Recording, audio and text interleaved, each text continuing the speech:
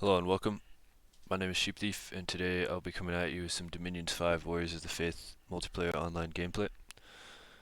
It is the middle of summer in year 4, and I am playing Hinnom. We'll start as usual. This is going to be a long episode.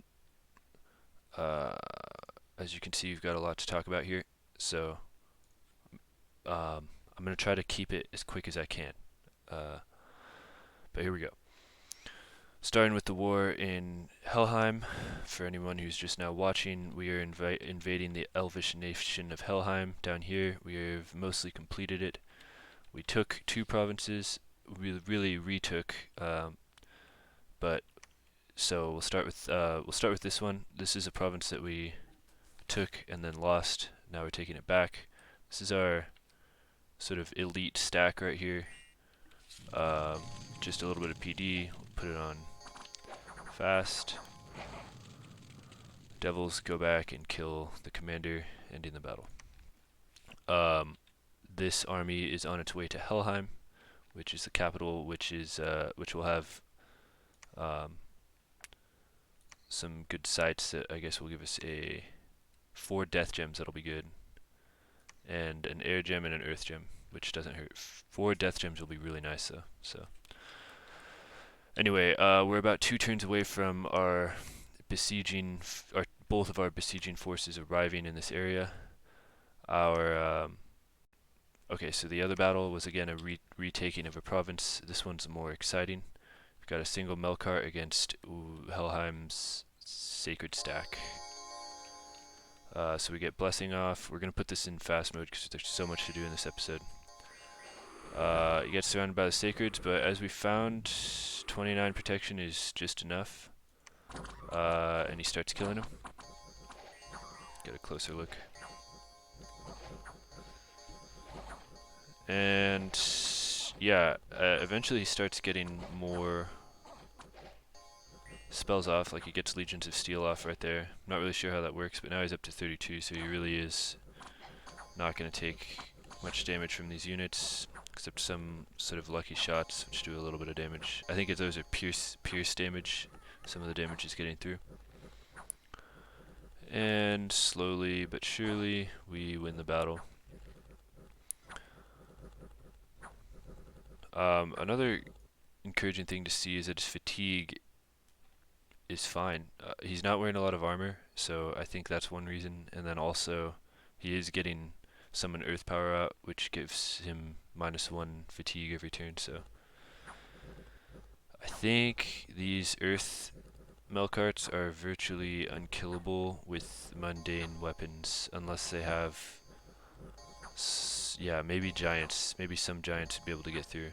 But remember, these earth melqarts have like 3 out, like a vine shield, some regen bracers. Like they don't have, they're not even fully equipped yet. So yeah, the enemy starts to rout, and we get hit with some kind of thing here. Let me get closer. We're taking like, I think this is withered, but I thought it told you if you're withering.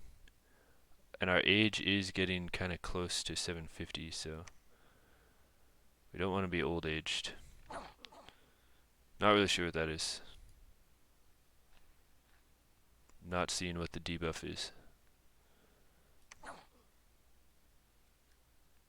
But anyway, that's it. We kill some of the remaining units, doesn't really matter. So we'll look at both those battles, the reports. This is a battle with our main force, not much to see here.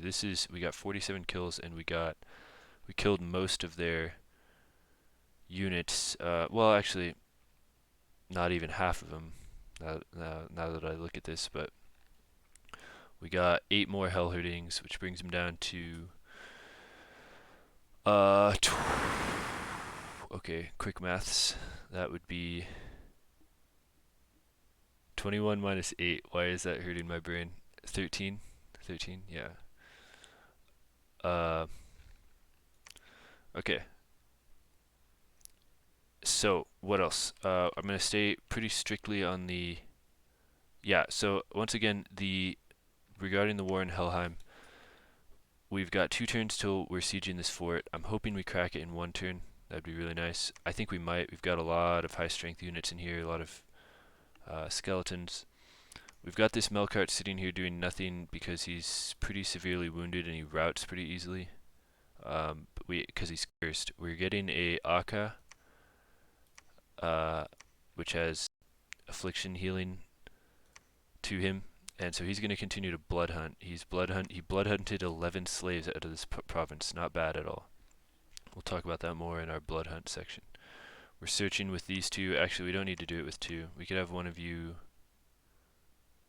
Actually, we'll just keep two there for now.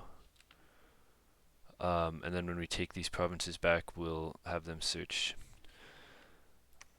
Now, what we're doing is we're moving this healthy melqart in here. I think we're going to be chasing the big stack. I hope they don't come here,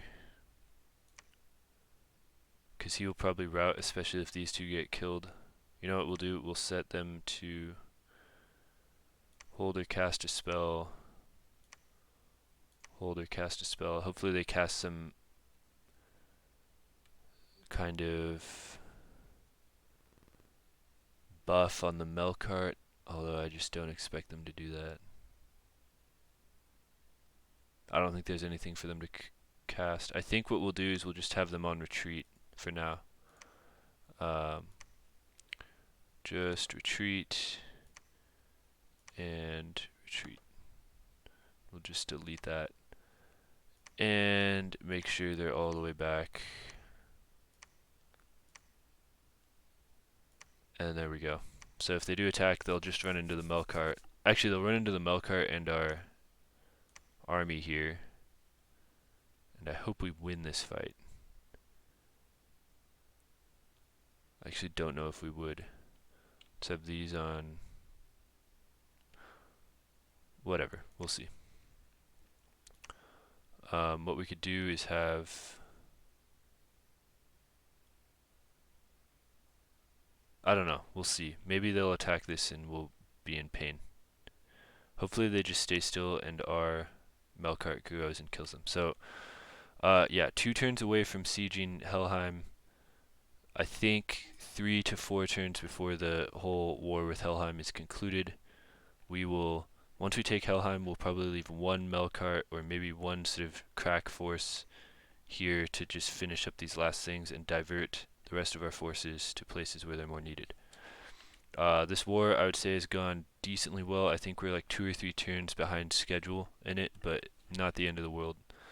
We lost a melqart, very sad, but it helped us perfect our script. So you got to learn somehow, whatever. Okay, so we got a message from Ulm regarding a message that we sent 2 turns ago. So he said, sure, that is acceptable. A short message in reply to a long message that we sent. I screen capped it so we can read it, because I wanted to make sure I wanted to remember what I said. So I said, I have a proposition. I will help you end this war with Marverni quickly. In return, you attack Fomoria the minute Marverni is defeated. Once you have started the war with Fomoria, I will end my NAP with him and attack. This is good because I will be attacking him from the opposite side of his territory, and he will not expect it. Hopefully getting attacked from both sides will force him to split up his forces. I know I am asking you to attack first, but I think you will surprise him, and then I will double surprise him by attacking from the other side. I highly suggest you agree to this because time is short. He may attack you before this message even arrives to you. If we don't act now, he will probably win because he's eating up the Helheim AI's territory as we speak. Good luck. Also, if you agree, I'll tell you about his armies and tactics. I have a fair amount of info about him. So what we need to send in our message to him is what provinces we're attacking in Marverni, reiterate that he's going to immediately attack Fomoria, and tell him a little bit about what Fomoria is doing. We'll tell him about the cloud trapezing druids, and we could even tell him his bless, although I can't really remember it. I'd have to look over one of my videos to get that right. So, but whatever, we might not tell him about that. I don't think it's of the utmost importance because I think Ulm's tactic is to just spam Steel Maidens, so whatever. So yeah, that's what he said. We'll go over that later, but the reason I bring it up now is that it means we are effectively at war with Marverni. Now, one question I have in my mind is, did I have an NAP with Marverni? I think the answer is no. I do not remember making an NAP with him. I remember making an NAP with Helheim, Fomoria, and maybe Niflheim. But I definitely remember Helheim and Fomoria. Those are the main ones. If I'm breaking an NAP, I will retreat from his territory and apologize, but I don't think we had an NAP. I remember him telling me things, but I don't remember an NAP being established. So I'm going to attack him. Not this turn, but in the next 1 or 2 turns. So, what else is there to speak of? The other thing that happened this turn, we'll go through some of the things that happened. We'll go through my special events. We got 4 air gems, 65 gold, 1 water gem. Province income improved, that's good. We found a scout. But then also a dire portent. The people of Ulm are truly blessed among the peoples of the world. Their lord, Bor of Ulm, patron of smiths, the fortifiers, commanded the earth to yield up its treasures to his faithful. As a result, his armies are more well equipped and numerous than ever before. While this trick of calling forth the treasures of the earth is not the most spectacular of miracles, the increased quality and quantity of Bor of Ulm's armies poses a threat to your realm, people, and faith. So it is a paramount. That's a typo or something. It is paramount that you return the riches from beneath the earth from the earth, riches from beneath to the earth from which they came. So I'll just show you riches from beneath. It gives you any mines have their income doubled, the major boost to production and a minor boost to gold income. Only in friendly dominion, and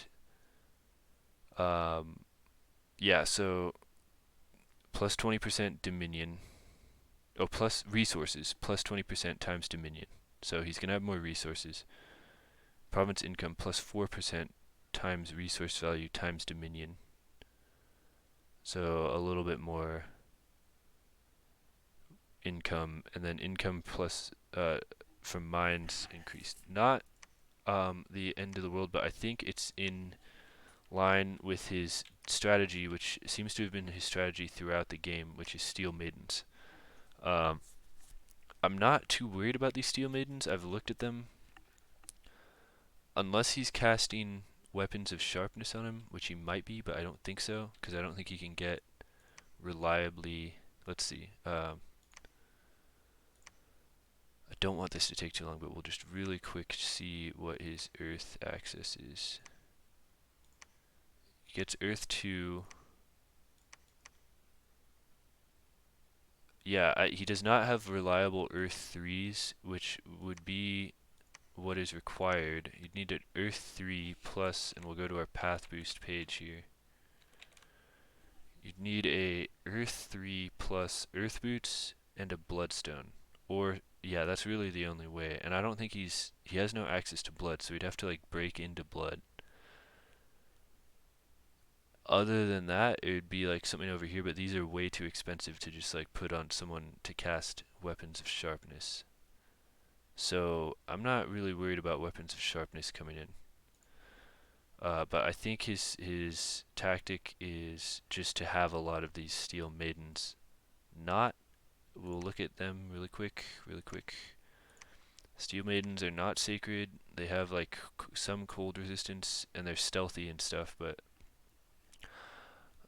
like these are not good enough. Like my melqarts, my astral melqarts, could wipe out a force of this without a problem.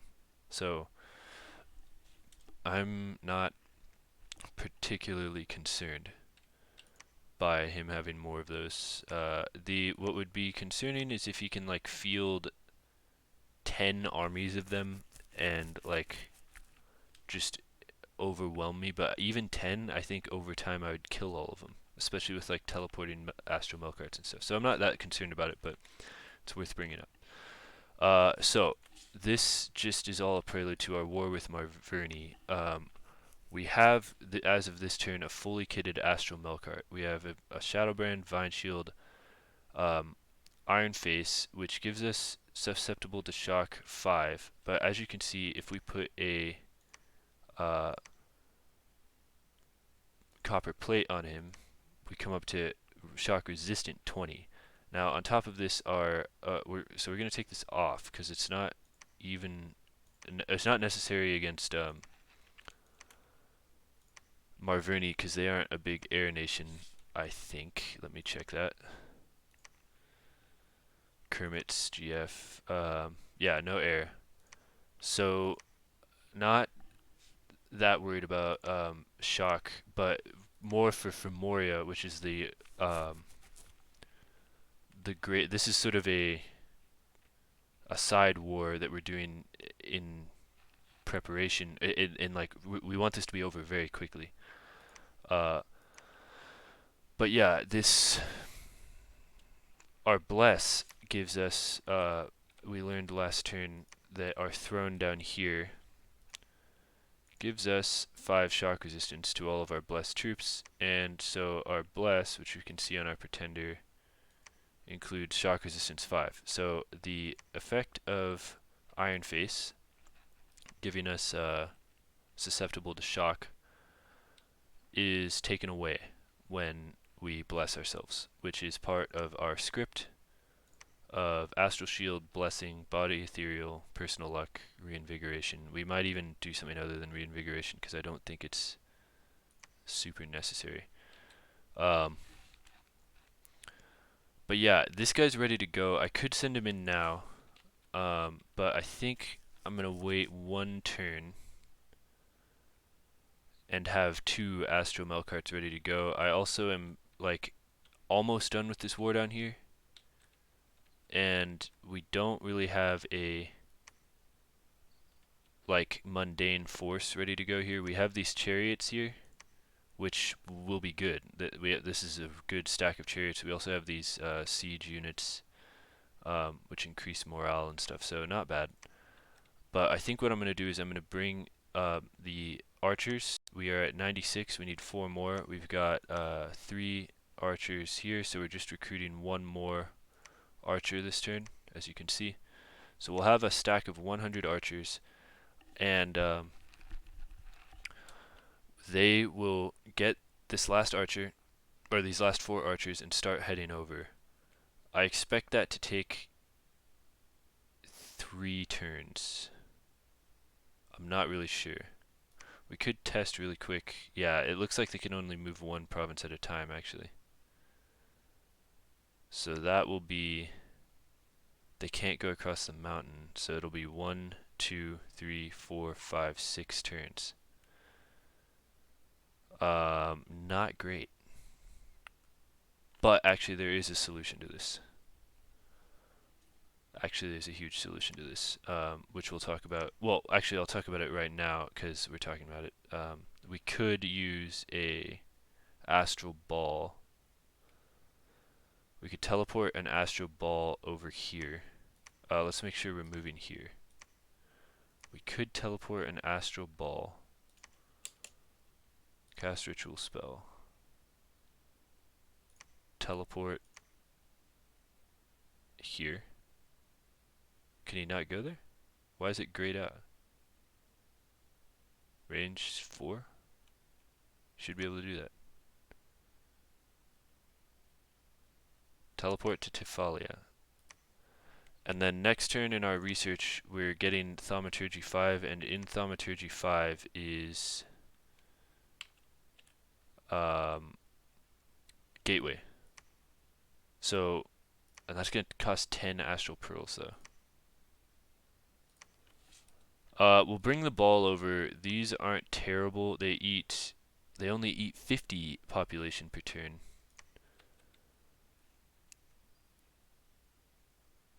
I think it's worth it to teleport these over here.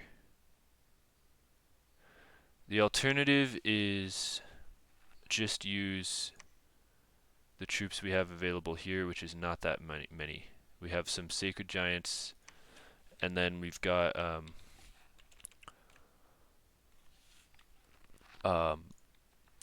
a stack of giants, which is all the way down here coming over, but they're moving fairly quickly. It's Jinnid here is moving. Well, no, he's not moving that quickly. One province at a time. That's going to take forever. So I think the underlying issue here is that we do have like just missing troops on this part of our territory because we haven't been that worried about it. That we're gonna have to reallocate over here. So I'm not gonna start hostilities with Marverini right away, but probably next turn they will begin as we finish up some of these astral melqarts.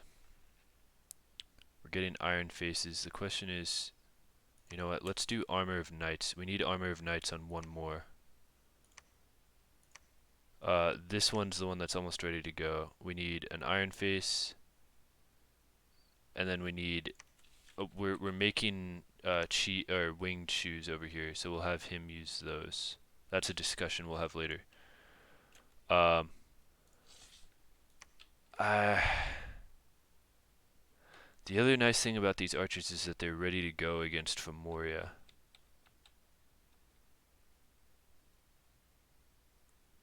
Let's just do it.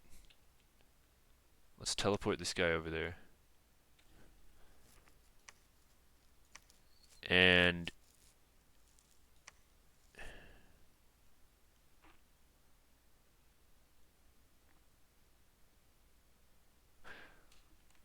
let me think about this. Do we need them? If they can only move one province at a time, that's too long. I think we need them over here.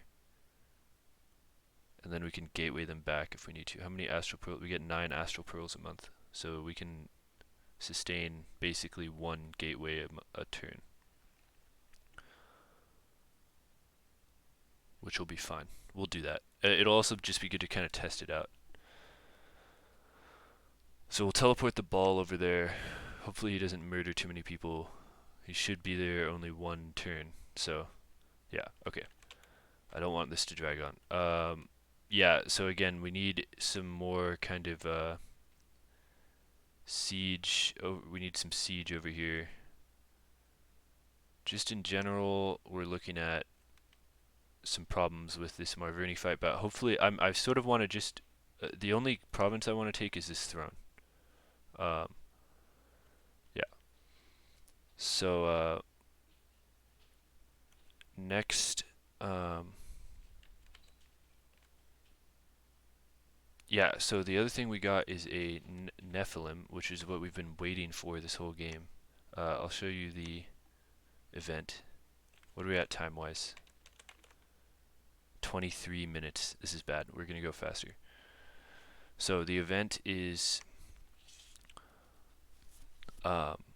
suddenly Debir, the son of Shamshiel, arrived at the gates of your giant's castle. I'm just gonna, if you want to read this, read this. It's basically the son of like a fallen angel arrives, and there are a number of them that Hinnom can get. And I thought I'd have way more of them, but I guess we haven't gotten very lucky with that. We got one that is Fire 4, Blood 3. This is gonna be good. It can do a number of things. First of all, it can forge flaming helmets, which is the main fire booster. Our god can cast Skull of Fire, so we can get this. We can get him up to Fire 6 already. Fire 7 if we put Robe of the Magi on him, which we're gonna make.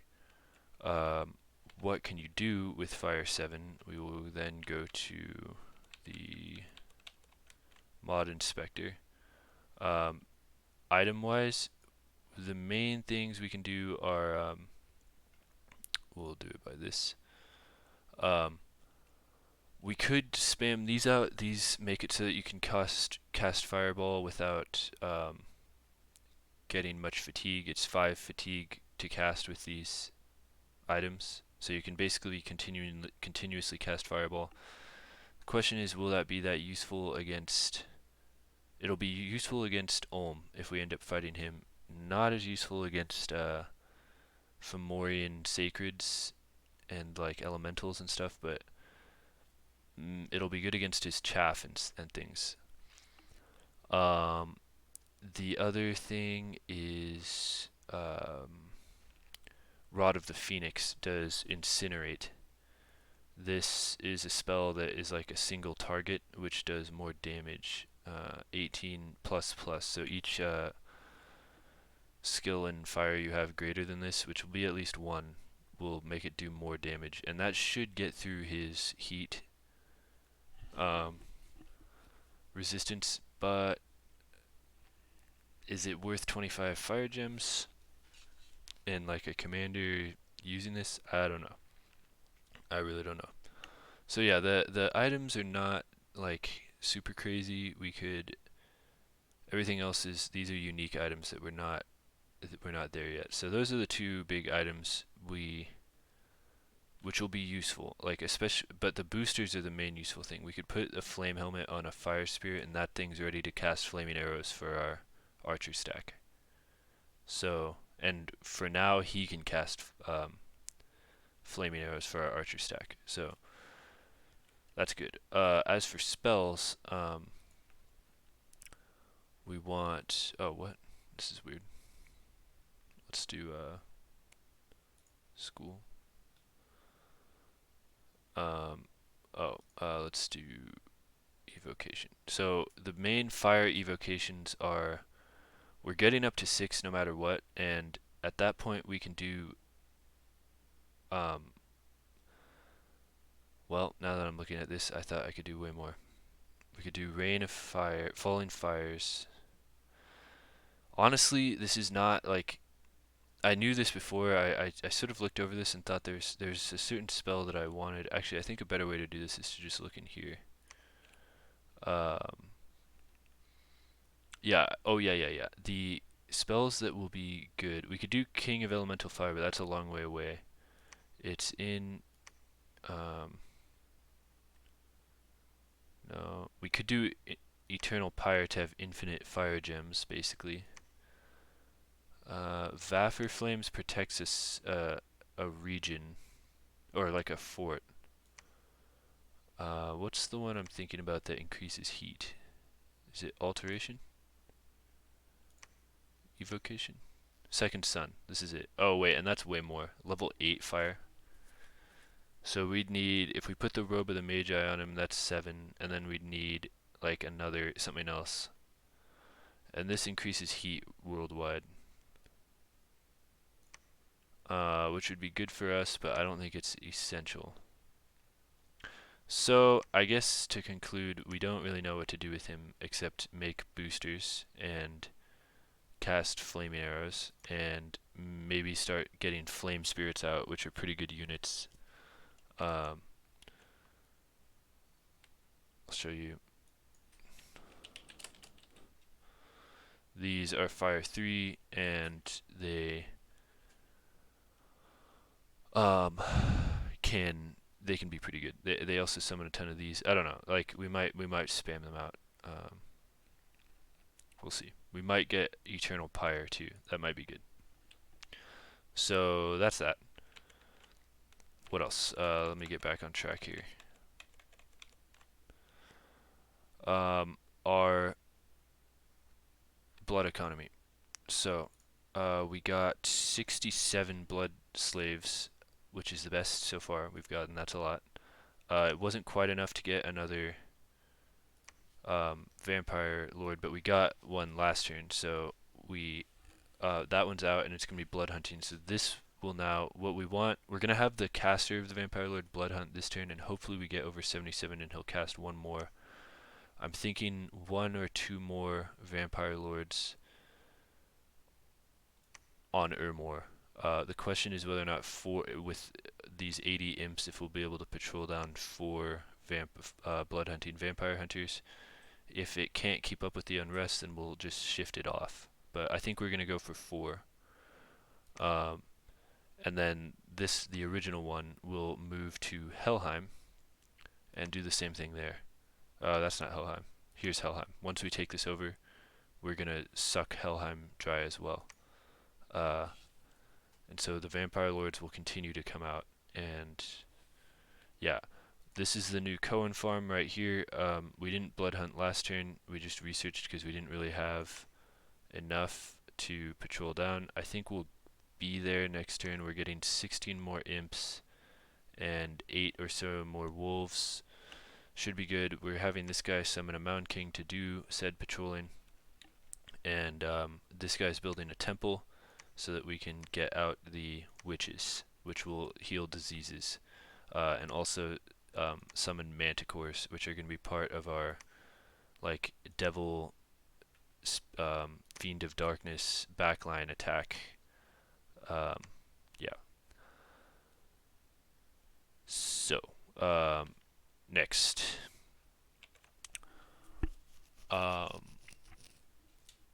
what we're spending the blood slaves on this turn is a hell sword. These are 25 blood slaves, so they're kind of expensive. 23 with a dwarven hammer.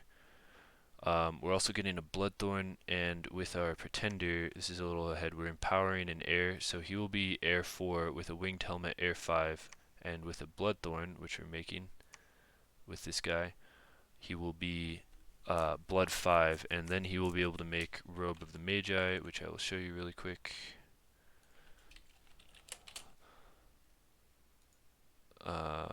Robe of the magi gives you +1 in everything. So that will be very useful for a number of things. Big one being we can get Wraith Lords out with any death gems. We'll be getting 14 death gems per turn with the Vampire Lords, with the Robe of the Magi and a Skull Staff. Like this guy, he's at 4 with the Skull Staff. With the Robe of the Magi, he'd be at 5. If we climb Conjuration, he could summon Wraith Lords, which are good thugs. Basically, it just breaks us into a bunch of different high level. We've already got like 3 in a lot of pass, 4 in a lot of pass. With Robe of the Magi, we can get into the really high stuff, so we're gonna do that. It cost us 60 air gems. As you can see, we took a bit of a hit on that, but we still got 85 to spare. And air gems, we're using them, but it's not like our death or nature gems, which we're just like basically out of all the time. So yeah. What else are we using our blood slaves for? We're continuing to get devils. We're starting to build up a pretty good backline of them.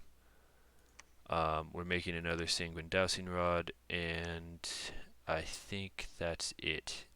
I think our blood economy needs, once this is fully operational, and once we get maybe one more here, and once we deposit the blood slaves that these melqarts have gotten, I'm gonna start using the melqarts when they're doing nothing. They're gonna be blood hunting. Like they get a ton of slaves. This is 11 with like bad unrest. Not bad at all. I was thinking maybe even having this guy, because he has this curse, just be a permanent blood hunter on Helheim unless we really need him. I don't know. It's sort of a waste of a melqart to, especially an earth melqart, which we're short on.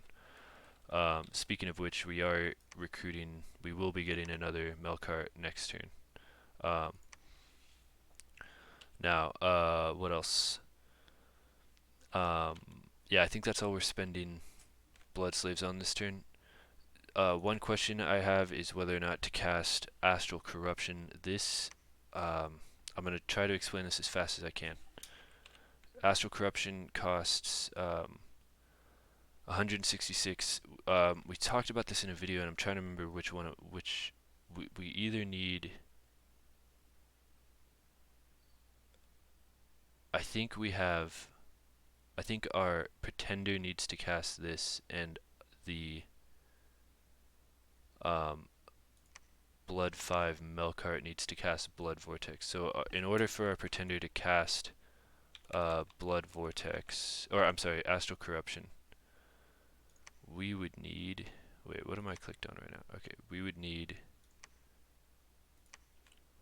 our god to get, he's at Astral 3, so he'd be wearing the Robe of the Magi, which would put him up to Blood 4, Astral 4. Then he'd be carrying a,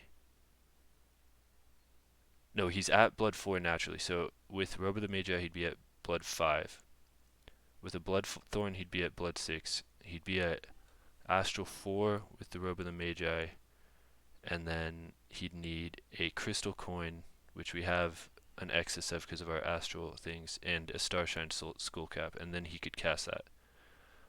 And what it does is it makes it so that whenever someone tries to make a non-blood item or cast a non-blood ritual spell, not a lesser horror but a full horror, not a doom horror, a middle horror, a normal horror that is very strong, will come and attack them, based on a formula, which is basically, I did the math for like a 5 gem item or spell, it's about a 17% chance. For a 25 gem spell, it's like a 74% chance. So if they're casting like 10 gem spells items, it's probably like 1 in 4 of chance of them basically dying.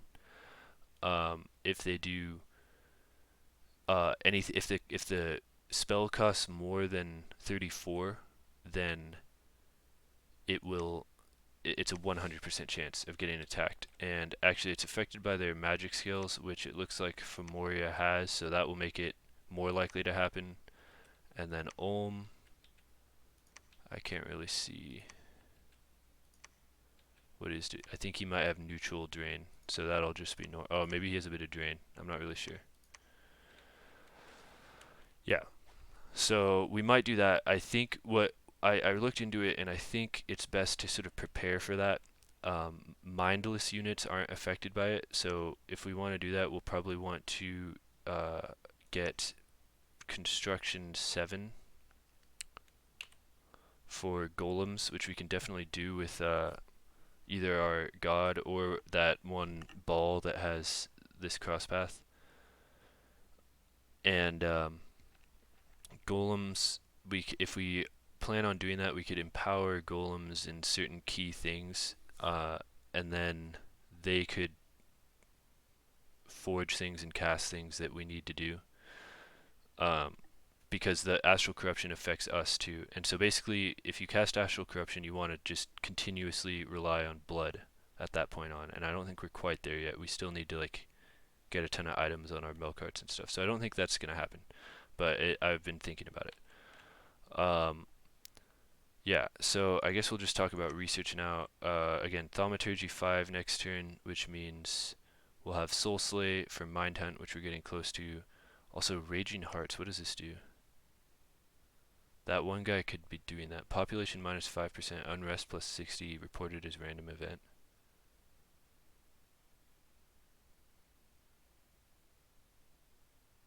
It doesn't seem that good.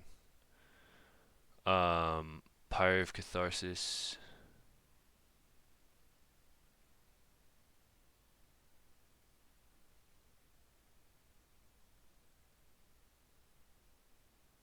Oh, it's like a disease healing thing.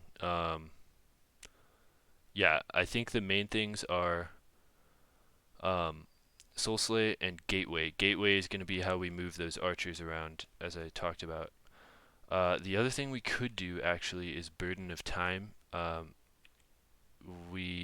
It's a bunch of death gems that we don't have. We could alchemize them, but I actually think we could just wait, because once we take Helheim, our blood income will improve substantially.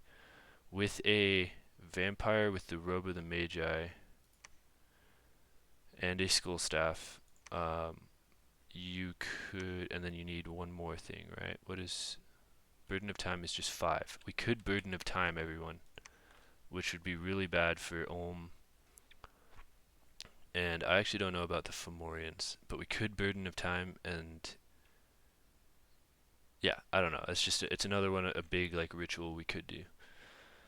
And so then after Evocation for Mind Hunt, and I keep saying Evocation for Mind Hunt, Evocation includes tons of stuff. Like, we're getting up to Evocation 6, we'll have a lot of things, and we have so many cross paths, like, it's going to be pretty useful. So, but the question is, after that, do we do Conjuration for things like Naiads, to start doing water stuff? They're also Mantic. I think we will get Conjuration 5, that's why I clicked it down there. And then Also, we could get up to 6 for, wait, no, where's Wraithlord? 7 is Wraithlord. So there's like up to 7. That's a lot. We could also do Bishop Fish. Yeah, so there's some Bishop Fisher for claiming thrones, and I think we might get to a point where we want to like quickly claim thrones. We could do Ethergate, which like gets these really good ethereal units, ghosts. Yeah, so we're definitely getting Conjuration 5. The thing is, Alteration, if we climb that, we get things like um, just, I don't know, just a bunch of things that are good for melqarts and our big armies and stuff. So we'll see. We'll definitely get Conjuration 5 and then see where we're at. I think that's it for research. Our Pretender, as we spoke about, is going to empower an air, so he'll be air 4 naturally, air 5 with the winged helmet. He'll be able to make the bag of winds air booster, so he'll be able to get to air 6. But I don't think there's really much of a reason to get beyond that. But the main thing he'll do is make Robe of the Magi, which will be very useful. Next, items. I already talked about our Bloodthorn and our Hellsword. In addition to this, we're making Armor of Knights, an Iron Face. Here we're making Winged Shoes, more Lightless Lanterns, another Shadow Brand, because I think Shadow Brands will be better against Fomoria than Firebrands. If we need, the best would be Hellswords, but we're making another Shadow Brand. And other than that, I think that's all the items we're making. We're making a Dwarven Hammer actually, and Sanguine Dowsing Rod. Yeah, so in retrospect, the copper plates to get, I'm glad we made them and we have them lying around. Or wait, no, wrong button. We have 2 of them lying around. They're really cheap. We can definitely make them if we need more of them. They could be very useful against Fomoria, but for now they're not very useful. And with the taking into account that we now have +5 shock resistance, the Iron Faces are fine. We're going to keep the Iron Faces. As you can see here, this is a scary super combatant we've got here. This is ready to go. We just need to get this same level of equipment on 1, 2, 3, 4, 5 more. 1, 2, 4 more. So we'll have a total of 5 teleporting melqarts. This Astral Melqart is the Blood 5 who's here for casting. He's not going to go into combat. So Iron Faces are staying.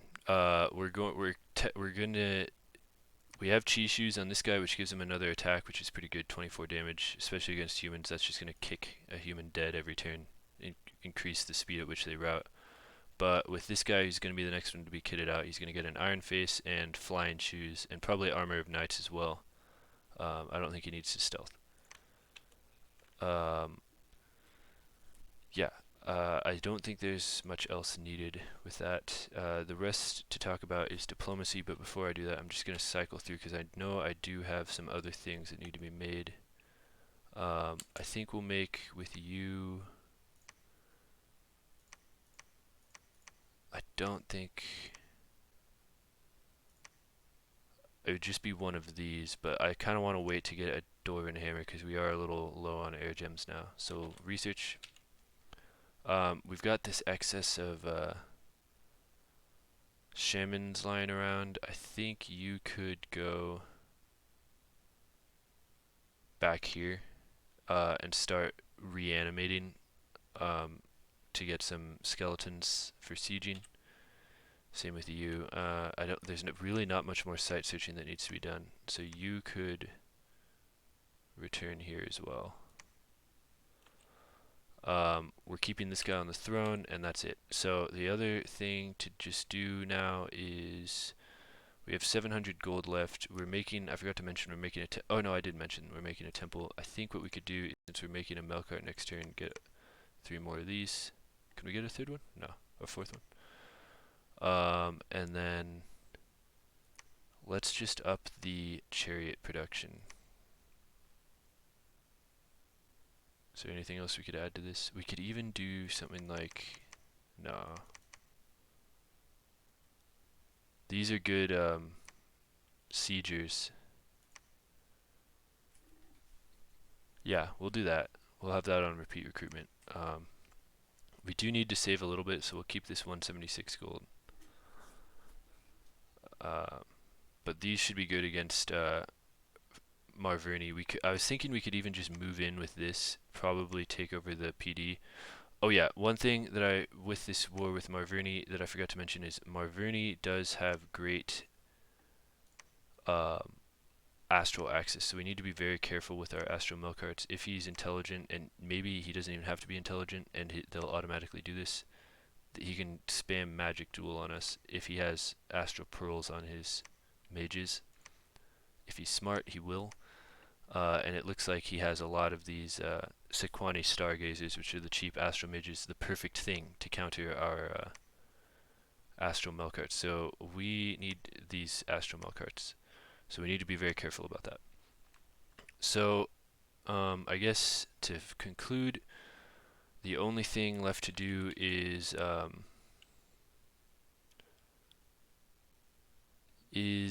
diplomacy. So I think we don't end our NAP with Fomoria yet. I don't see, he's not taking this province yet. Mikone, I should have mentioned, staled last turn, but he came back and said it was an accident, so it's not like he's giving up. If he was giving up, that would be really bad. But he still hasn't done his turn. Hopefully he's not too dejected, because that would just be a free throne for Fomoria. Not cool. He needs to get that. So I think I need to send a message to Ulm, reiterating, what did we talk about? We needed to say, okay, I'm attacking Marverni starting next turn. So I'll say, Dear Ulm,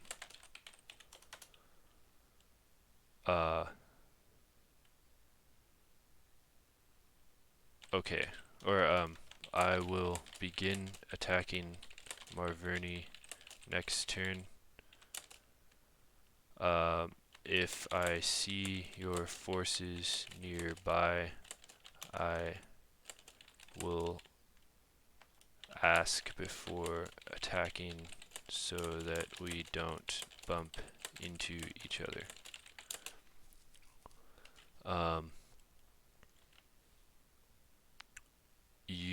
Okay, so that's that. Just to reiterate again, I'm a little worried that his first language, just to make sure. No, I don't want to say that. And as soon as Marverni is defeated, you will attack Fomoria. As soon as you attack him, I will end my NAP with him and start attacking him 3 turns later.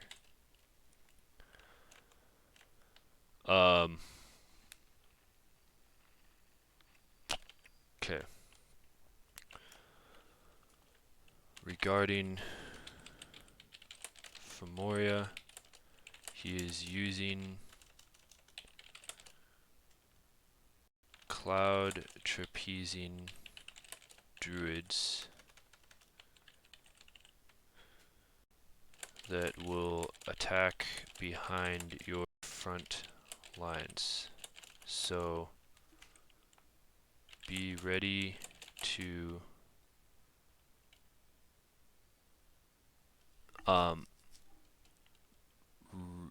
kill those and recapture the provinces he takes. his sacred giants have resistances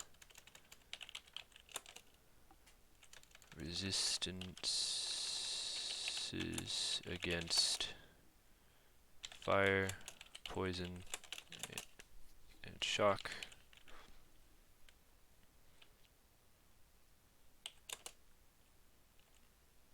But they don't have great protection and will probably die to your steel maidens if you can surround them. His mages cast Horde of Skeletons and Thunderstrike. So, but again, I think your steel maidens will be good against both of these. Good luck. Let's kill Marverni and then slay Fomoria. The giants of Hinnom.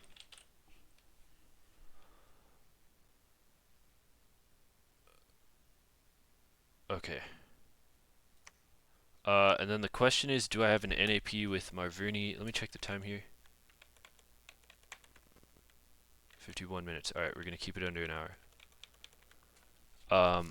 Do I have an NAP with Marverni?